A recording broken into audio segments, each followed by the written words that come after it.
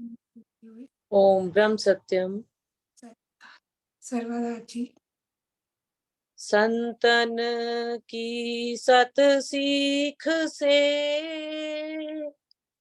मन तन आवे धीर, मंगत सेवा साध की हरे भरम तक सीर। संतन की सत सीख से मन तन आवे धीर, मंगत सेवा साध की हरे भरम तक सीर। गुरु रूप संगत के चरणों में ओम ब्रह्म सत्यम सर्वधार जी। आज मैं गुरुदेव से पूछा गया एक प्रश्न आपके सम्मुख पढ़ने जा रही हूँ। कृपया ध्यान पूर्वक सुने। प्रेमी जी महाराज जी से पूछ रहे हैं, महाराज जी ऐसी कृपा करें जिससे अभ्यास में मन लगा रहे और कोई सरल सा तरीका बतलाएं जिससे मन अंतर्मुख हो जाए। आगे कह रहे हैं, एक तो आंखों और कानों को दबाने वाला तरीका है, या कोई कहता है मस्तक से चलकर हृदय में, हृदय से नाभि में, फिर सारे शरीर में स्थान स्थान पर चलती फिरती ज्योति है और इन स्थानों में ठहरा कर ओम अक्षर को जपना चाहिए। यह कैसा विचार है? या बारी बारी श्वास को रोकना, ऊपर चढ़ा लेना और कई प्रकार की मुद्राओं, खेचरी, याचरी, भोचरी आदि से एकाग्रता कहाँ तक हो सकती है? उत्तर में महाराज जी फरमा रहे हैं, प्रेमी ये सब साधनाएं हैं। इन साधनाओं को करने के बाद फकीरों का आखिरकार जिस तरीके में जाकर मन स्थिर हुआ वह ही सही और प्रमाणित तरीका माना गया है। आम संसारी जीव इस गुप्त राज को नहीं जानते। संसार तो बहुत दूर की बात है, अच्छे अच्छे साधना करने वाले साधक भी इस शिव मार्ग को नहीं पहचान सकते। योग आज का चलाया हुआ नहीं है। पुरातन सत्पुरुषों ने इसी अभ्यास द्वारा सिद्ध गति पाई है। गीता के 5वें, 6ठे और 8वें अध्याय में कृष्ण भगवान ने योग के बारे में वर्णन किया है। अर्जुन को कह रहे हैं, किसी साधु संत महात्मा की शरण में जाकर नम्र भाव से प्रार्थना कर, वह तेरी श्रद्धा, प्रेम, विश्वास को देखकर तुझे गुप्त रहस्य समझावेंगे। कृष्ण कहते हैं कि साफ सुथरी भूमि पर सिर अर्थात समतल आसन पर बैठकर ध्यान करें। साफ सुथरी भूमि पर समतल आसन पर बैठकर ध्यान करें। ध्यान चाहे ईश्वर का हो या खुद का, बाहर की दुनिया को छोड़कर अंतर्मुख होकर बैठें। मन को एकाग्र करके इंद्रियों को वश में रखते हुए अंतःकरण की शुद्धि के लिए योग का अभ्यास करें। पहले शरीर को स्थिर करें, फिर मन को स्थिर करें। कृष्ण भगवान ने खोलकर सारा रहस्य लिख दिया है और कुंडी अपने पास रख ली है। इस तरह खोलकर लिखने का यही अर्थ था कि कोई जिज्ञासु भ्रम में ना पड़ जाए। जब जिज्ञासु किसी सत्पुरुष से शिक्षा ले लेगा, जब जिज्ञासु किसी सत्पुरुष से शिक्षा ले लेगा, तब उसे तुरंत तसल्ली मिल जाएगी कि वास्तव में भगवान कृष्ण ने भी बैठकर समझाने की यही चेष्टा की है और उन्होंने भी यही तरीका बताया है। साधु संत के आमने सामने बैठकर समझने से श्रद्धा विश्वास प्राप्त करने की जरूरत होती है। साधारण जीव को क्या पता कि योग अभ्यास क्या है, किस तरह करना है।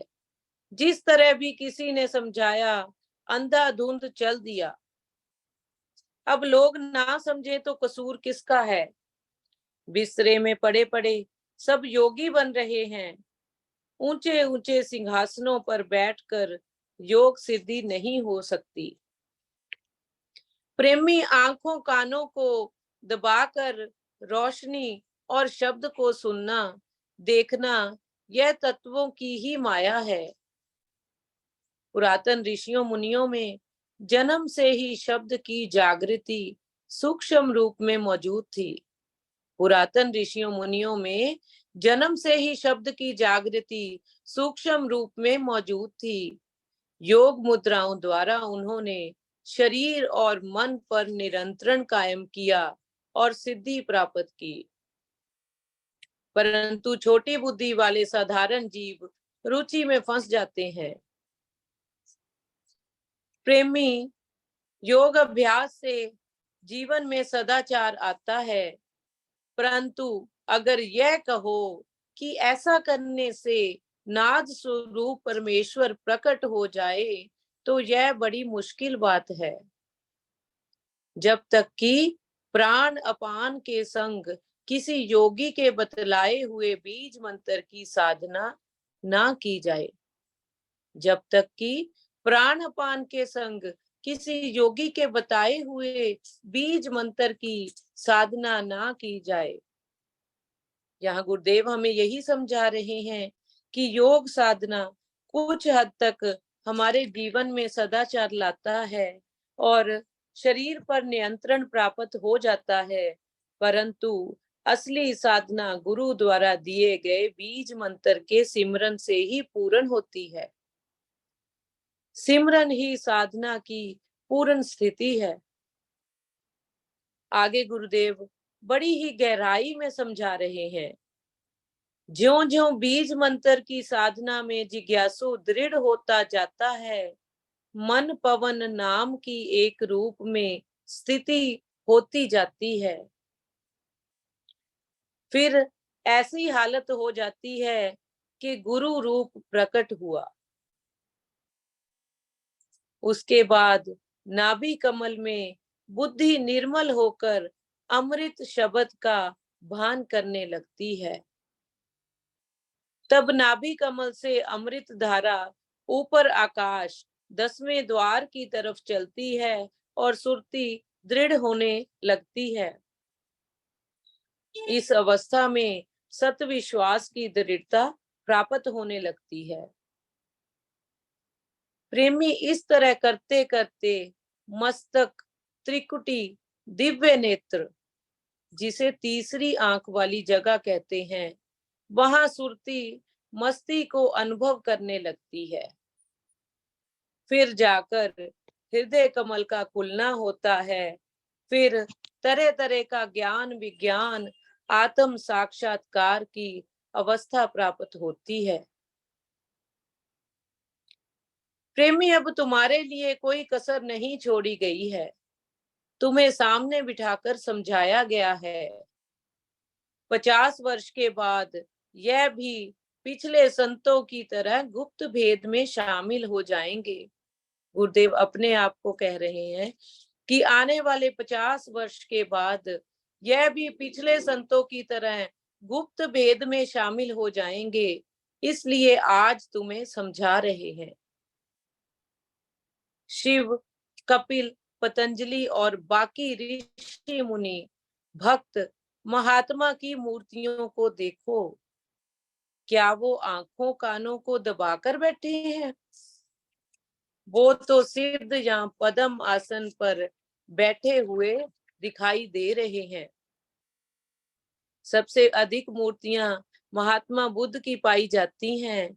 सब जगह उन्हें सहज आसन पर बैठे हुए ही पाओगे। प्रेमी शिव की जटा में से गंगा के प्रकट होने का भाव भी यह ही है कि रोम रोम से आनंद की धारा बहने लगी। जैसे गुरुदेव भी कहते थे कि आनंद की बाढ़ आ रही है। आगे कह रहे हैं, कृष्ण की बांसुरी द्वारा आनंद की धारा बाहर निकलने लगी। कृष्ण की बांसुरी द्वारा आनंद की धारा बाहर निकलने लगी। ऐसी योग की अवस्था को शब्दों में कौन बयान कर सकता है। बेअंत नेति नेति करके इसमें लीन हो गए प्रेमी। इस संसार में जितने भी ऋषि मुनि हुए हैं, सबका एक ही मत रहा है, आंख न मूंदूं कान न रोंदूं, काया कष्ट न धारूं, कबीर मन पवन को साध के त्रिकुटी बंद उखाड़ूं। इस प्रश्न के उत्तर में हमें गुरुदेव ने समझा दिया और चेतावनी भी दी कि किसी भी भ्रम में ना पड़े। साधना के लिए स्थिति से ज्यादा सिमरन की दृढ़ता जरूरी है। योग की स्थितियां सिर्फ शरीर को नियंत्रण में लाने के लिए हैं, मन को नियंत्रण में लाने के लिए मन की एकाग्रता जरूरी है। मन को एकाग्र करने के लिए ध्यान जरूरी है। ध्यान केवल गुरु द्वारा दिए गए बीज मंत्र का सिमरन करने से ही स्थिर होता है। भगवान कृष्ण ने गीता में कर्म योग के बारे में बताया है। कर्म योग में जीव अपने हर कर्तव्य को पालन करते हुए भी ईश्वर के साथ जुड़ा रहता है। कमल के फूल की तरह वो साफ और निर्मल रहता है, कीचड़ से निर्लिप्त रहता है। गीता के 6ठे अध्याय में भगवान कृष्ण ने आत्म संयम योग का वर्णन किया है। समझा रहे हैं कि असली योगी वो है जो अपना कर्म करता है और फल की इच्छा नहीं करता। फल पर उसका अधिकार नहीं, कर्म पर ही उसका अधिकार है। कर्म करते हुए इच्छाओं का त्याग की अभिलाषा ना करना ही एक योगी का धर्म है। वो अपनी कामनाओं पर संयम रखता है। इसलिए योग का अर्थ मन का योग है, ना कि सिर्फ तन का योग। संसार में रहते हुए कमल के फूल की भांति निर्लिप्त होकर मन को एकाग्र करना ही असली योग है। अंतर्यामी गुरुदेव ने हमारे मन में आने वाली हर बात का निवारण कर दिया, हर प्रश्न का निवारण कर दिया। धन्य है हमारे गुरुदेव। ऐसे महान सतगुरु के चरणों में हमारा कोटि कोटि प्रणाम है। कोई गलती हो गई हो तो क्षमा करना जी। ओम ब्रह्म सत्य सर्वदा जी।